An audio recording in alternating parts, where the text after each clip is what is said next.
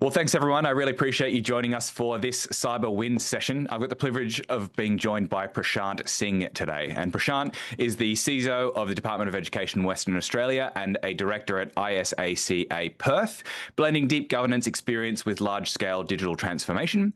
His current mandate focuses on driving cyber resilience, managing enterprise risk, and fostering a security-conscious culture across the state's education sector, a very important task. He's also a 2023 CSO30 AWARD winner. Prashant's core expertise lies in bridging the gap between highly technical cybersecurity operations and executive board accountability. Prashant, how is that for an intro? Did I get everything? Tell me a bit about yourself. No, thank you, Hayden. And as said, cyber challenges are really very huge at the moment, given the current geopolitical landscape. What we see getting played out in the world is very important for us from cyber perspective. How we provide that level of comfort to the community and to the people who rely on services, not just from a department perspective, but also from sector perspective. How to make sure people are confident into day-to-day life, given that every aspect of people's life have got digital footprint. 100%. So securing that is very important. So I think from effort perspective, from work perspective, only I can say that there's a collective effort that we all bring in this role. And it's not just me or my department or other department, it's collective effort. We all work together to achieve the goal. The vision for us is making sure that we secure our school, our staff, our students. That's the mission, and that's where we are here. So I'm managing a team of professionals working collaboratively to deliver that outcome that we are trusted for. Yeah, wonderful, and what a broad, impressive area of responsibility that you have. In some ways, I'm jealous of your role. In some ways, I'd find myself pretty scared if I was sitting in your seat. But I know you're well equipped for the task. I want to talk about some executive accountability in terms of incident response. And you've said before that if cyber is still treated as an IT update, then governance has basically already failed. So when you look at the escalation frameworks you've built, how do you practically force a board to pre-decide who has the authority to pull the plug on core systems during something like an active ransomware event? Yeah, so I think one thing is very certain about that event will happen. Yeah, Things yes, not go it is the way you plan. Like we didn't plan that petrol prices will be $2.30 or $2.40. Banks didn't plan that mortgage rate will go up. So something that we don't plan. Oh, sorry, something we don't have a control on.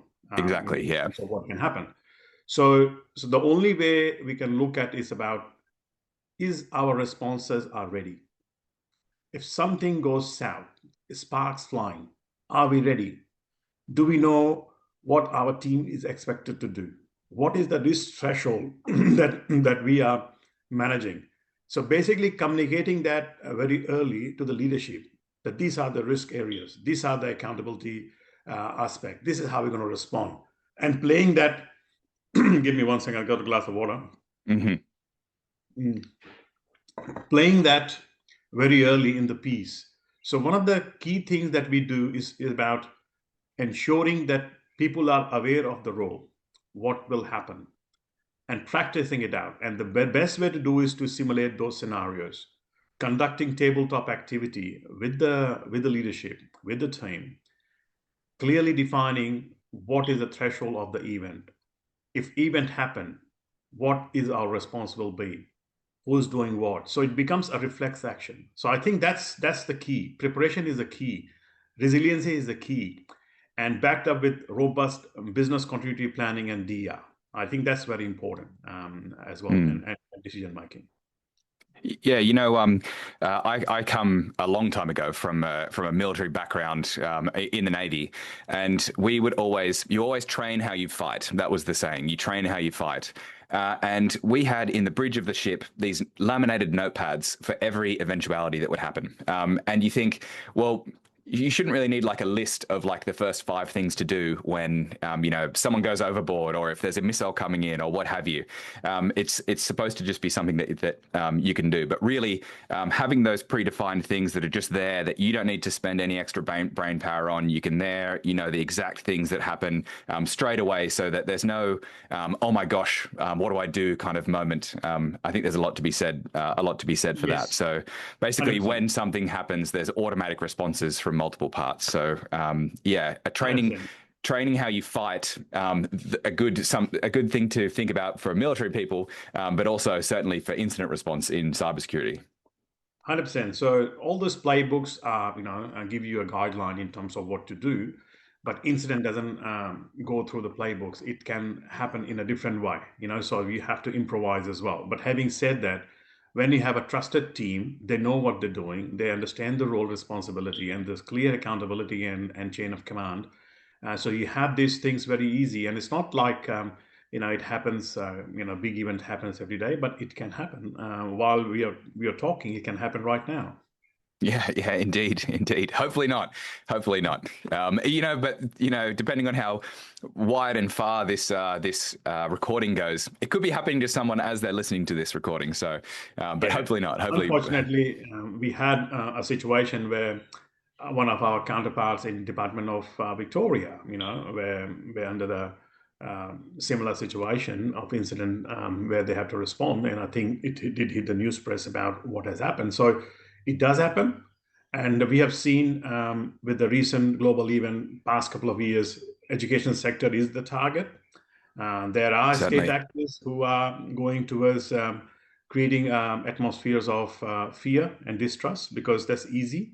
The way I see it, like every school in every community is a foundation building for every community. So basically, there's a degree of trust that people have in the schools, in education system. And that trust is very important, and keeping that trust is very vital. So this is what motivates our team to making sure that we deliver to our promises and keep that trust intact the community has on us. Well, that's a fantastic thing to lead your focus with, a good thing to kind of define yourself around. That's wonderful. I want to talk a little bit about your time at Main Roads WA, though. So during your time there, you managed a pretty massive ERP cloud transformation, handling over $2 billion in payments and 6,000 suppliers. Those are big numbers. What was the most difficult security trade-off you had that you had to make to ensure that payment supply chain remains secure without halting the migration? Because that can be tough. I think you have hit the nail right on the head. I think it's very important in any transformation program is what my end state looks like. And for any system which handles so much, the massive payments and the suppliers, you need to make sure that you're doing the right thing. So security is not an afterthought. Security is part of the design. So even before we think about engaging or going to a project, we go through what we call is envisioning the end state. So security is part of your vision in terms of when you're designing your goal. So security is baked in early, designed as part of the design work, and it percolates in every aspect and every stage of the project, from design to contract to when you basically operationalizing, or every stage security is part of that. And for any financial system, you have all the checks and balances in place. You do audits at every stage of the project, every transaction. One thing is very important to note. Not only I led the ERP transformation, but also straight after that, I introduced a system called electronic invoicing. So we were the first agency to actually trial live in the sector electronic invoicing. So working with ATO, which is basically implementing a PEPL system, which is a European procurement standard for Western Australia. So this is also a way to secure our supply chain. Remember, a lot of suppliers are small suppliers, mom and dad companies running small businesses. If these businesses are sometimes compromised and they're used to launch attacks to a trusted relationship with any agency or any company. So when you're using electronic invoicing, the process of sending invoice by PDF or by email goes away, because normally they compromise, they hijack the email system. So, and we have seen that. So I think not only that we implemented, I led the implementation of a major ERP transformation. Just after that, also actually introduced this concept for the sector. Now it's been, I think the maturity has gone a long way. A lot of vendors have adopted that. So, but having said that, security is always part of that. So when you're designing your system, when you're procuring your system, you have to make sure that DR aspects, business continuity aspects are built as part of a design. And also ensuring data sovereignty, where your data resides on your soil. And if it's transiting, is it encrypted? Is it secure? So I think those things need to be looked at the start on, and also monitoring of your logs, and how you keep the logs, and how you integrate your ERP system with your SIEM tool, your identity, your access management, and your segregation of duties. All those aspects need to be baked in. So there's part of a design, very cautious, thoughtful process of designing the system. Security, not as an afterthought, is part of the cake, not the icing on the cake. It's the cake. Indeed. Yeah, wonderful. I love that analogy. It's coming up to lunchtime while we're recording this, so at least for me here in Sydney. So you've got my mind on something.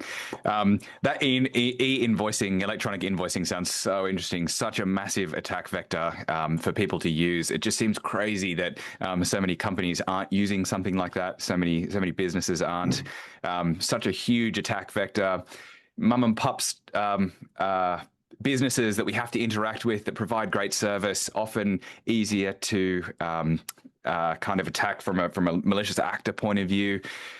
I know there's checks and balances for things like this, but sending PDFs. I convinced a few people that PDF stands for payload delivery format for a very long time. Malicious macros, links to strange other systems, and that kind of stuff. What a minefield that is. So congratulations on getting that put through. Well, that must have been a big effort. We can't go through a interview like this without mentioning AI. I have to mention it, but I only mention it because you've spoken about it before. So you've been pretty vocal about the need for sovereign AI rather than just outsourcing a company's digital future. Piping it into some AI as a service is essentially what I understand you to mean by that. So from an operational standpoint, how are you practically balancing the really rapid business demand for AI? I've got lots of screens in here. A lot of them have AI and the different AI tasks that I've got to do. So how are you practically balancing the rapid business demand for AI with the strict data sovereignty requirements of a state government entity? Yeah, you basically touched on one of the very topical discussion at the point. Now, the reason is that a couple of years ago, even before ChatGPT, there was a very good framework produced by Australian government, and we're talking about, I think 2023, 22. So Australia actually leading in terms of creating those adoption framework. And it boils down to two things, AI can automate some tasks. AI can give you insight, but the decision-making is human. Basically, we take accountability of those decisions. So a couple of years ago, I think the state of Victoria and also WA did a bit of audit, not just looking at what system or what AI we're using. Do we have automated decision-making in our services? So for example, do you have not just AI, but for example, the traffic light system is also making decisions, isn't it? Giving you a red light or green lights, the SCAT system. So there's also a decision-making system. We want to make sure that there's degree of transparency in public service, how decisions are made, because we have different obligations, to the citizens, and freedom of information, other aspects apply to us. So we want to make sure there's degree of accountability and transparency. So whenever adopting an AI system, a system which will basically give you greater capacity to value add, a lot of processes that we have at the moment, it will be streamlined. We can use AI to do predictive analysis. We can use AI to actually deliver more value to the citizen at the same cost. So bringing the cost of services down. So there's a lot of beneficial aspect, and that's where we need to, there's a massive opportunity. So if you take my personal view, I see AI as a massive opportunity for Australia to deliver massive productivity boost, where in every sector, mining sector, government sector, even we have seen how AI is playing its role in defense as well. So every sector is going to get boost of that. But at the end of the day, we need to make sure that we understand what's in the black box, how the decision models are playing, and also more important, sovereignty of our data. This is our citizens' data we are talking. So making sure that data resides here, but also given the current geopolitical landscape, if cables are cut, and if our AI system is sitting across the ocean, we can't access. The services will be down. We can't provide the services that we are embedded in. So we need to have a degree of sovereign capacity locally that we can, if I use the phrase, scull the water before we get rescued. So we have some minimum capacity in the critical sector, not every sector, some critical sector. Like, for example, we have decentralized generation of energy, and we're using AI to actually manage the loads. Okay, so those capacity need to be here. If you're doing diagnostic in a medical system, imaging and diagnostic of a cancer patient, that capacity need to remain here. So we need to identify what are the critical services that AI is embedded into. That capacity is sustained either through local capacity or some kind of a relationship with a like-minded democracy in our Indo-Pacific region. So we need that capacity.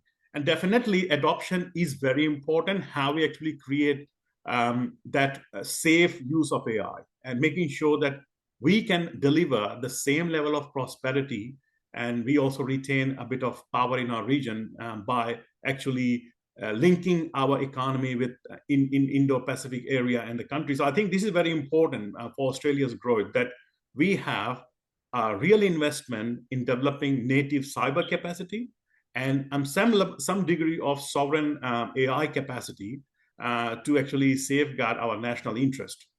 100%. I see that. I think that is something that's just super important, especially for government.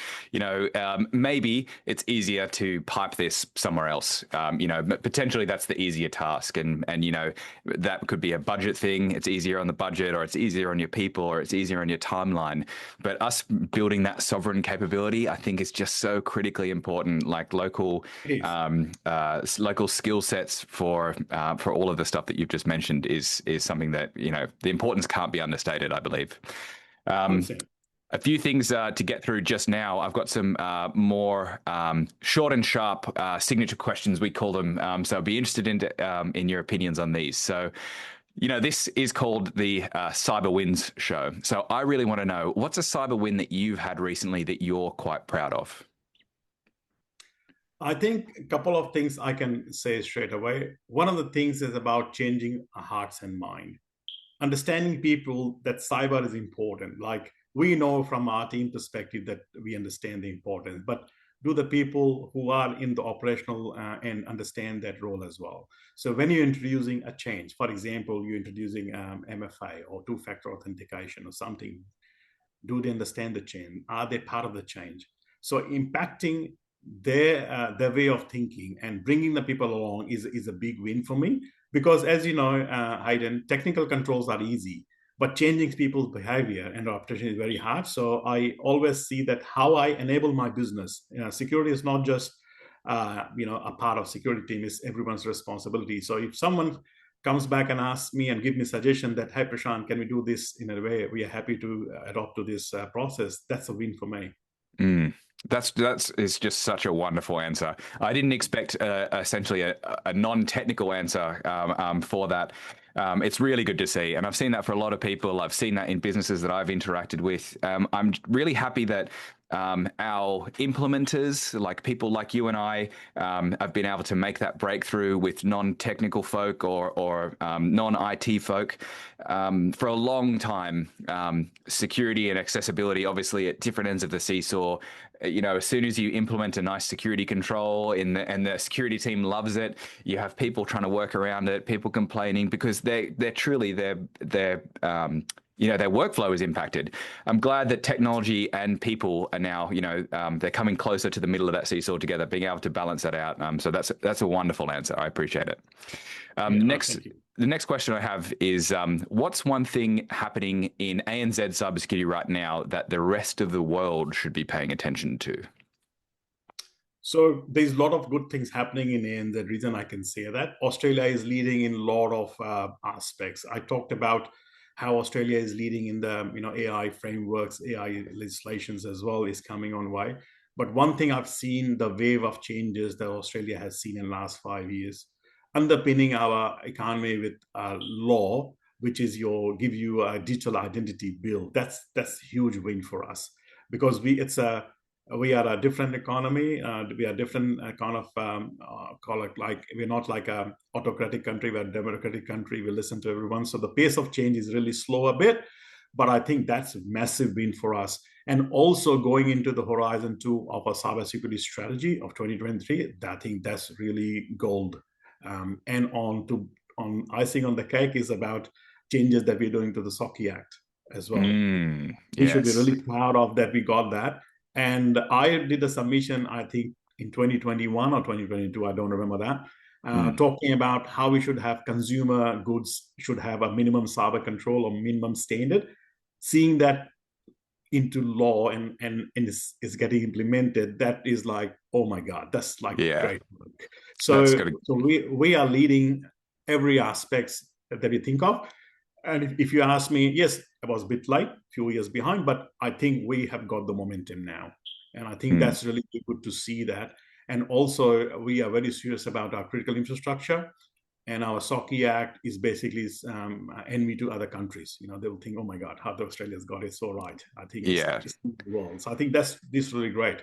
And that shows that how collaborative we are, as a nation, as a state, as a thing that I see that there's really good momentum. People are getting together in terms of how we actually defend our prosperity, our peace, our power in the region, and defending critical infrastructure is a very important aspect to make sure that people have that trust in our supply chain, how they get the water, how we get the food, the city, and as well. So I think that's really great. Well, given our current global geopolitical context, security of critical infrastructure is really front of mind. And I tell you, I host a few shows like this, and that SOCI Act has given a lot of great conversation. So it's been wonderful to see that come through. My second to last question, penultimate question for you is, what's the last thing in cybersecurity that genuinely excited you? You can't say SOCI, you've already mentioned that. So what's the last thing outside SOCI that's excited you? In cyberspace? Yeah. In Australia? Yes. Well, actually, it doesn't have to be Australia, but just the last thing in cybersecurity that has excited you. Look, I didn't get your question quite nicely. Can you just rephrase it to me, please? Yeah, sure. So with a bit more context, you're pretty deeply embedded in technology, innovation, community, serving on the board of ISACA Perth and founding the Indian-Australian Technology Forum. So perhaps in that context or in a global context, what is the last thing in the cybersecurity field that excited you? So I think there's a couple of things is about making sure that I give my part to make sure that I give back to the community. So I think this is about making sure I have a role in contributing to the Australian story. So I think everyone has the role to play, and everyone are playing good role in that aspect as well. So if you take it, my personal thing, it really motivates me to add value. If I change some process, like for example, when I did my project at Main Roads, it was very satisfying to understand that by implementing or spearheading the electronic invoicing in Western Australia, helping millions of small businesses to get paid quickly on time. When we get electronic invoicing, they get paid quickly. I remember at the time we had COVID pandemic, and at the time small businesses were closing down because of cash flow. So if a small business can get paid in less than 30 days, in few hours, we did a trial, and we can get paid in our trial run in 3 hours. So invoice coming in and getting paid through accounts payable in 3 hours. That's a money going to a small business and mom and dad company. So I think you can see that digital technology can be used to empower people. And if we secure those transactions, secure those pipelines, we can actually make a real change in people's life. So I think digital is a way to actually enrich citizens' life and lifestyle. So for Australia, if we can protect that layer through cybersecurity measures, that's basically helping your community grow. And in terms of that, you're also helping your nation to become more resilient. So if you're collaborating, sharing threat intelligence, if you're working with ISACA or working with university to nurture those young talents. I have people who come from different university as a work integrated learning program. I started at education, and the first thing I did was to forge a relationship with ECU to get a couple of students to working in my operations center. So I think you can build a community because you need a lot of people, a lot of resources, and you nurture the talent. I said local talent is very important in this context. You have to build a talent pool for the future. But remember, we are only here to serve the community. So the things you can bring in, whether you're a doctor, you're a lawyer, you're in a supply chain, everyone is playing a role. And I'm playing my role in digital space, making it safe and secure. That's wonderful. A few things popped up while you were talking. That seesaw of security and accessibility, they're no longer at opposite ends. So you managed to make something that's more secure and more accessible that had a net far more positive outcome for the people kind of at the end of that operational process, and people were able to get paid. That's really wonderful. On nurturing communities, I've just been talking to some of my colleagues over in the United States, and we've got a program at Exclusive Networks where we're doing a nurture program for people at California Polytechnic as well. So we're seeing massive, wonderful outcomes from that, great people coming through. So I concur with everything you say. That's wonderful. And my final question for you, and I really appreciate your time today, Prashant. It's been a pleasure. So I'm kind of sad that it's the last question. What is something that you have changed your mind about in cybersecurity? And I'm sure that you've had a long, but not too long, distinguished career. So you can pull back from your archives if you like, or something that's happened recently. But what's something that you've changed your mind about in cyber? So I think you actually act on the decisions based on the information you have. So I always think that you have to rethink your decisions sometime and based on the new information. So the position you have, for example, you think that this information or this particular incident is going this way. Suddenly you have an additional piece of information, then you have to rethink in terms of, oh, we got a new piece of information. So you reprioritize or rethink. So I think this is part of your profession, that your judgment is based on the information that you have, but also your insight, your experience tells you to act in a certain way. So being on a caution side, but also being on practical side is very important for us. So focus is to make sure we are here for the business. We are here to enable business outcomes. Security is not